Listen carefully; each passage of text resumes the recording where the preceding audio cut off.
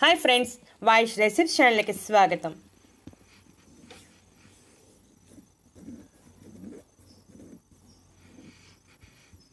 పారిజాతం మొక్క ఒకప్పుడు అరుదుగా కనిపించేది, కానీ ఇప్పుడు చాలా ఎక్కువగానే కనిపిస్తుంది. మనలో చాలామంది ఈ పారిజాతం మొక్కను కుండీల్లో కూడా వేసుకుంటున్నారు. స్థలం ఉన్నవారు నేల మీద, స్థలం లేని వారు కుండీల్లో పెంచుకుంటున్నారు. ఒలియేసి కుటుంబానికి చెందిన పారిజాతం ఒక మంచి సువాసన గల తెల్లని పువ్వుల చెట్టు. ఇది అక్టోబర్, నవంబర్, డిసెంబర్ నెలలలో ఎక్కువగా పువ్వులు పూస్తుంది. ఈ పువ్వులు రాత్రి సమయంలో వికసించి ఉదయం రాలిపోయి చెట్టు కింద తెల్లని తివాచీ పరిచినట్టు కనిపిస్తాయి. ఈ రాలిన పువ్వులనే దేవునికి సమర్పిస్తారు.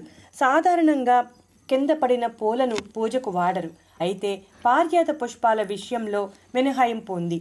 ఈ చెట్టు పూలు కింద పడిన వీటి పవిత్రత ఏమాత్రం చెడదు. పారిజాత పుష్పాలతో పూజ దేవతలకు అత్యంత ప్రీతి పాత్రమైనదిగా చెబుతారు. ఈ పువ్వుల వాసన చాలా దూరం వరకు వ్యాపిస్తుంది.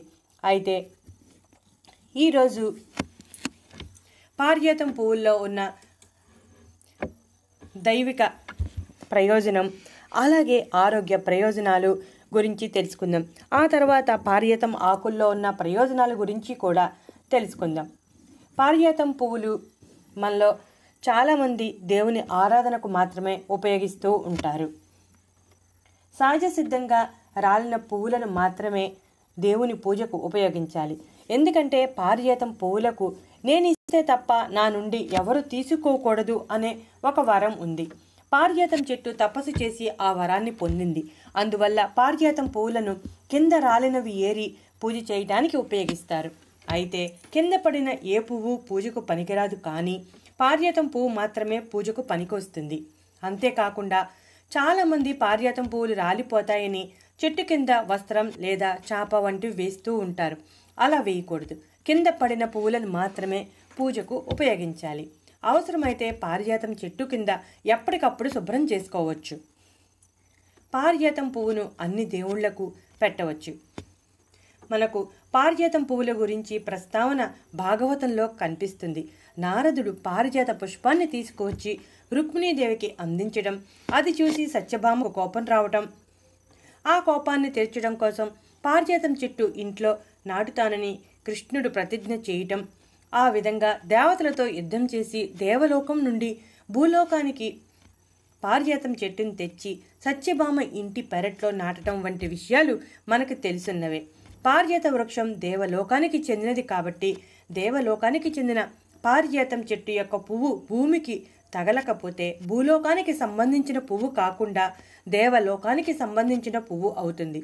అందువల్ల భూమికి తాకిన తర్వాత ఆ పువ్వుతో దేవునికి పూజలు చేస్తారు. పారిజాతం పువ్వును నైట్ జాస్మిన్ అని కూడా పిలుస్తారు. పారిజాతం చెట్టు దాని భాగాలను ఆయుర్వేదంలో ఎక్కువగా ఉపయోగిస్తుంటారు. పారిజాతం పువ్వులలో బలమైన ఆర్థరైటిక్, యాంటీ ఇన్ఫ్లమేటరీ, శక్తివంతమైన అనల్జెస్టిక్ లక్షణాలు ఉండటం వలన ఎన్నో రకాల ఆయుర్వేద మందులలో వాడుతున్నారు. ఆర్థరైటిస్, ఒత్తిడి, కండరాల ఉద్రిక్తత, రొమటిజం, మంట, నొప్పికి కారణమయ్యే అదనపు ద్రవాలను తొలగించడానికి, కఫ దోషాలను తొలగించడానికి సహాయపడుతుంది. 20 ml కొబ్బరి నూనెలో పారిజాతం పుష్పాల నుండి తీసిన నూనెను 5 చుక్కలు వేసి గోరువెచ్చగా చేసి నొప్పులు ఉన్న ప్రదేశంలో రాసి సున్నితంగా మసాజ్ చేయాలి. ఈ నూనె గాయాలను త్వరగా నయం చేస్తుంది. అలాగే నొప్పులను తగ్గించడానికి కూడా చాలా ఎఫెక్టివ్గా పనిచేస్తుంది. పారిజాతం నూనెను మార్కెట్లో అమ్ముతారు. ముఖ్యంగా ఆయుర్వేద షాపుల్లో దొరుకుతుంది. మొటిమలు మరియు బ్లాక్ హెడ్స్, దద్దుర్లు, చర్మ అలర్జీ వంటి చర్మ సమస్యలను తగ్గించడానికి కూడా ఈ మిశ్రమాన్ని వాడవచ్చు. పారిజాతం పువ్వు మలేరియా జ్వరం చికిత్సకు ఉపయోగిస్తారు. వికారం, విరేచనాలు, పిత్త వ్యాధుల వల్ల కలిగే శరీర ఉష్ణోగ్రతకు కారణమయ్యే జ్వరాలకు ఇది సహజ సిద్ధంగా నివారణగా ఉపయోగపడుతుంది. ఎక్కువగా ఆయుర్వేద వైద్యంలో పారిజాతం పువ్వులను ఉపయోగిస్తారు. పారిజాతం పువ్వులు ఈ కాలంలో విరివిగా లభ్యమవుతాయి కాబట్టి మనం దేవుని ఆరాధనలో ఎక్కువగా ఉపయోగించవచ్చు. పారిజాతం మొక్కలో పువ్వులలో ఆరోగ్య ప్రయోజనాల గురించి తెలుసుకున్నాం కదా. అలాగే ఆకులు, విత్తనాలను కూడా ఆయుర్వేదంలో ఎక్కువగా ఉపయోగిస్తూ ఉంటారు. పారిజాతం ఆకులలో antioxidant, anti inflammatory, antibacterial లక్షణాలు ఉంటాయి. పారిజాత ఆకుల రసం శ్వాసనాళ కండరాలను సడలించి దగ్గు వంటి సమస్యల నుంచి ఉపశమనం కలిగిస్తుంది. గొంతు కండరాలను మృదువుగా చేస్తుంది. వ్యాధికారక బ్యాక్టీరియాను నివారిస్తుంది. పారిజాతం ఆకుల టీని తీసుకుంటే జ్వరం తగ్గుతుంది. ఇటీవల జరిగిన పరిశోధనల్లో శరీర ఉష్ణోగ్రత తగ్గించే శక్తి పారిజాతం ఆకులకు ఉందని తెలిసింది. పారిజాతం ఆకుల పేస్ట్ తీసుకుంటే మలేరియా లక్షణాలు తగ్గుతాయి. అలాగే రక్తంలో ప్లేట్లెట్ల సంఖ్య పెంచుతుంది.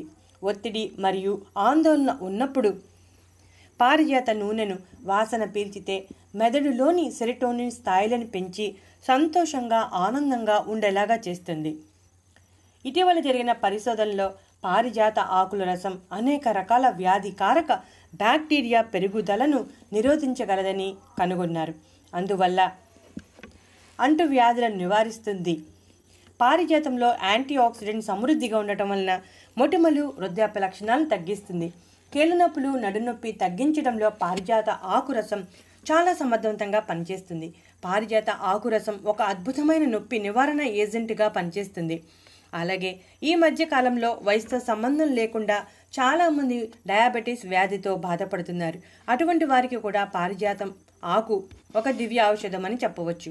రక్తంలో చక్కెర స్థాయిలను తగ్గించడానికి పారిజాతం ఆకులు చాలా బాగా సహాయపడతాయి. అలాగే పారిజాతం చెట్టు పువ్వుల నుండి తీసిన పదార్థాలు కూడా శక్తివంతమైన చక్కెర వ్యాధి నిరోధక ప్రభావాన్ని కలిగి ఉంటాయని పరిశోధకులు చెబుతున్నారు. ఇటీవల కాలంలో సయాటికా నొప్పితో బాధపడే వారి సంఖ్య కూడా బాగా పెరిగిపోయింది. సయాటికా నొప్పికి పారిజాతం ఆకులు చాలా బాగా పనిచేస్తాయి. 2 కప్పుల నీటిలో 15 పారిజాతం ఆకులను వేసి 1 కప్పు అయ్యే వరకు మరిగించి ఆ నీటిని వడగట్టాలి.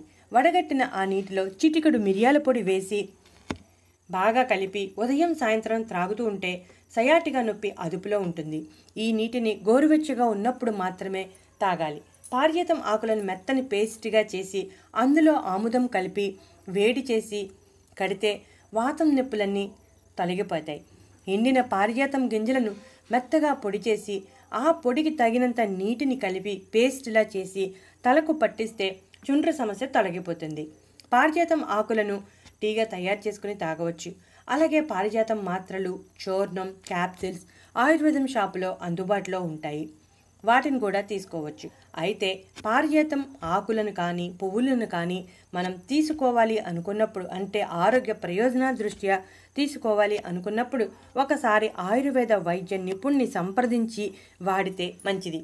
ఎందుకంటే ఏదైనా సరే సరైన మోతాదులో తీసుకుంటేనే మనకు పనిచేస్తుంది. కాబట్టి తప్పనిసరిగా ఆయుర్వేద వైద్య నిపుణుని సంప్రదించాల్సిన అవసరం ఎంతైనా ఉంది.